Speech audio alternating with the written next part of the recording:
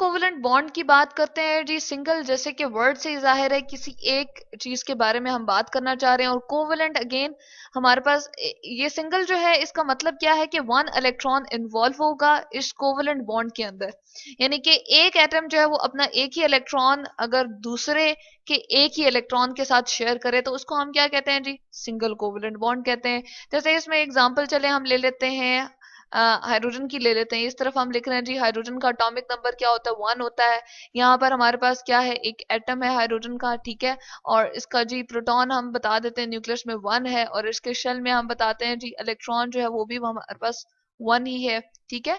और जब एक और हाइड्रोजन को हम यहाँ पर साइड पे बनाते हैं, दोनों हाइड्रोजन आपस में क्लोज आते हैं, और क्यों आते हैं जी, क्योंकि अकेले इनके पास क्या था, एक एक ही इलेक्ट्रॉन अवेलेबल था। इसके इलेक्ट्रॉन को जी मैं यहाँ पर क्रॉस फॉर्म में रिप्रेजेंट कर रही हूँ। अब इसके पास ये स्टेबल नहीं थे, क्यों स्टेबल नहीं था, क्योंकि इन दोनों को नोबल गैस कॉन्फ़िगरेशन हासिल नहीं थी।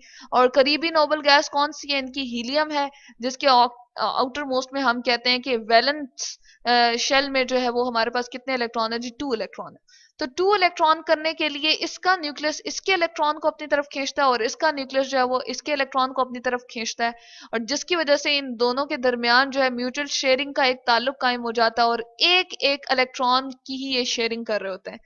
तो इसकी वजह से इन दोनों के दरमियान क्या बन जाता है जी, सिंगल कोवलेंट बॉन्ड, ठीक है। तो यहाँ पर हम रिप्रेजेंट कर सकते हैं जी एच, एक को मैं डॉट से रिप्रेजेंट कर रही हूँ, और दूसरा एच जो है उसके लिए मैं यहाँ पर क्रॉस लेकर आ रही हूँ। अब ये दोनों जो बन गए इसको हम क्या कहते हैं जी, ये बॉन्ड पेयर है, यानी कि एक ऐसा इलेक्ट्रॉन का पेयर है जो बॉन्डिंग में इन्वॉल्व है, तो इसको हम कहते हैं जी बॉन्ड पेयर। और ये जो एक ही आपके पास नजर आ रहा है, एक एक इलेक्ट्रॉन के इश्तराक की वजह से जो बॉन्ड बनता है जी, इसको हम कहते हैं सिंगल कोवेलेंट बॉन्ड। जैसे मैं इसको अगर रिप्रेजेंट करना चाहूँ तो हम किस तरह से लिखेंगे जी, हम इसको सिंपली एक लाइन से रिप्रेजेंट कर देंगे, और इस तरह से हम लिख देंगे एच है हमारे पास, ठीक है, और इसके साथ सिंपली एक लाइन लगाएंगे और दूसरा हाइड्रोजन हम लिख देंगे। तो ये क्या है जी, हमारे पास सिंगल कोवेलेंट बॉन्ड आ गया। और इसको हम ये भी लिख सकते हैं कि ये कौन सा हमारे पास है, मॉलिक्यूल बन गया जी, H2 का मॉलिक्यूल बन गया। तो यहाँ पर हम H2 लिख देते हैं, ठीक हो गया। अच्छा, उसके बाद हम क्या बता सकते हैं जी, सिर्फ ये तो हमने हाइड्रोजन की बात की है। इसके अलावा हमारे पास जो है क्लोरीन और हाइड्रोजन की अगर हम बात करें तो उसके दरम्यान भी सिंगल बॉन्ड बनता है। इसके अलावा मीथेन की अगर हम बात करें तो चले हम मीथेन की यहाँ पर बात कर लेते हैं, CH4 की, ठीक है, जिसको हम क्या कहते हैं जी, मीथेन हमारे घरों में जो चूल्हे में हम इस्तेमाल करते हैं एनर्जी के लिए, ठीक है, खाना पकाने के लिए, और इस तरह की बहुत सारे हमारे पास जो है वो इसके यूजेस है। ये हमारे पास क्या है जी, मीथेन गैस आ गई, ठीक है। अब क्या है, कार्बन का यहाँ पर मैं एटॉमिक नंबर बता देती हूँ जी, क्या है 6 है, जबकि हाइड्रोजन का यहाँ पर हमें पता ही था क्या है, 1 है। तो इसके हवाले से हम क्या लिखते हैं जी, एक कार्बन की यहाँ पर अगर मैं बनाऊं एटम को तो किस तरह से हमारे पास बनेगा, प्रोटॉन इसके कितने होंगे जी, चले हम बना देते हैं यहाँ पर 6, और न्यूट्रॉन कितने होंगे जी, ये भी 6 होंगे। अब पहले वाला शेल बनाते हैं जी, इसमें हमेशा कितने इलेक्ट्रॉन होते हैं, 2 इलेक्ट्रॉन होते हैं, ठीक है। और नेक्स्ट वाले पे जब हम जाते हैं तो मैक्सिमम कितने हो सकते हैं, 8 आ सकते हैं, लेकिन यहाँ पर हमारी कितनी रिक्वायरमेंट है जी, 4 की है। यहाँ पर मैंने कितने से बता दिए, 4 मैंने डॉट से रिप्रेजेंट कर दिया। ये जो डॉट और क्रॉस से हम रिप्रेजेंट करते हैं जी, ये क्या होता है, लिविस स्ट्रक्चर फार्मूला होता है, ठीक है। अब यहाँ पर क्या करूं जी, अगर इसको चले मैं थोड़ा सा इस साइड पे ले जाती हूँ, ठीक है, क्योंकि यहाँ पर हमारे पास स्पेस थोड़ी सी जो है वो कम है। यहाँ पर अगर मैं इसको रिप्रेजेंट करूं और इसको चले हम मिटा देते हैं, और इस तरह से इसको हमने खत्म कर दिया।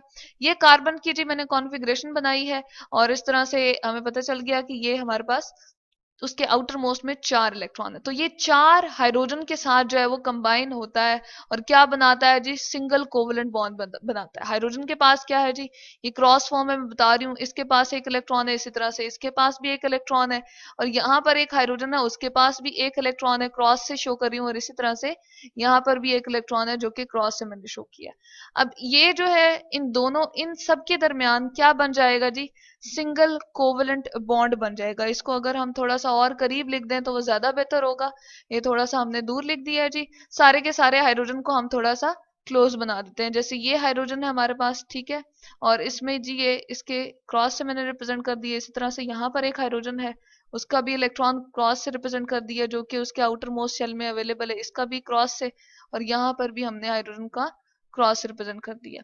अब क्या होगा, ये जो बन रहा है ये भी सिंगल कोवलेंट बॉन्ड बन रहा है, ठीक है जी। इसी तरह से ये जो बन रहा है ये भी सिंगल कोवलेंट। अब देखिए हमने वैलेंस शेल की बात की है, हम कार्बन के अंदर वाले इलेक्ट्रॉन्स की बात बिल्कुल भी नहीं कर रहे, इसीलिए तो इसको हम क्या कहते हैं, कोवलेंट बॉन्ड। को मतलब कि दो कोई एलिमेंट्स हमारे पास इन्वॉल्व है, दो एटम्स के इश्तराक में करना है, दो एटम्स के इलेक्ट्रॉन ने इश्तराक करना है, और कौन से वाले इलेक्ट्रॉन है जी, जो आखिरी वाले शेल में अवेलेबल है। तो इसको हम इस तरह से भी लिख सकते हैं कि कार्बन हमने लिखा और यहां पर हाइड्रोजन, ठीक है, सिंगल बॉन्ड है। इसी तरह से इस वाले हाइड्रोजन के साथ भी सिंगल बॉन्ड है, और इसी तरह से इधर भी हमारे पास सिंगल बॉन्ड है और इधर भी सिंगल बॉन्ड है। अब हाइड्रोजन की अगर हम देखें तो आउटर मोस्ट में इस इश्तराक की वजह से दो इलेक्ट्रॉन है। यही केस सब इन तीनों बल्कि चारों हाइड्रोजन के साथ है, और इस तरह से क्या हो गया जी, नोबल गैस कॉन्फ़िगरेशन इसने ले ली है, और ये क्या हो गया जी, स्टेबल हो गया। यही हर एटम चाहता है कि वो क्या हो जाए, स्टेबल हो जाए किसी के साथ, चाहे वो बॉन्डिंग कर ले, चाहे वो किसी तरीके से भी अपने इलेक्ट्रॉन को नोबल गैस कॉन्फ़िगरेशन के आउटर मोस्ट इलेक्ट्रॉन को उसके बराबर कर ले। अब कार्बन की अगर हम ये जो सेंटर में उसकी बात करें तो इस इश्तराक की वजह से कितने उसके इलेक्ट्रॉन हो गए जी, 1 2 3 4 5 6 7 और 8। तो इसके इलेक्ट्रॉन कितने हो गए जी, हम कहते हैं 8 इलेक्ट्रॉन हो गए, जिसकी वजह से इसने कौन सी नोबल गैस कॉन्फ़िगरेशन ले ली है जी, आर्गोन की नोबल गैस कॉन्फ़िगरेशन ले ली है, और ये क्या है जी, स्टेबल हो गया। तो इस तरह से हम कहते हैं कि जो हमारे पास एटम हो दो और वो एक एक इलेक्ट्रॉन का इश्तराक करें और आपस में बॉन्ड बना दें जी, उसको हम कहते हैं सिंगल कोवलेंट बॉन्ड, और उसको हम एक सिंगल लाइन से रिप्रेजेंट करते हैं इस तरह से। तो इसको हम कहते हैं जी, दो एलिमेंट्स के दरमियान क्या है जी, एक सिंगल बॉन्ड है। तो ये हमारे पास सिंगल कोवलेंट बॉन्ड।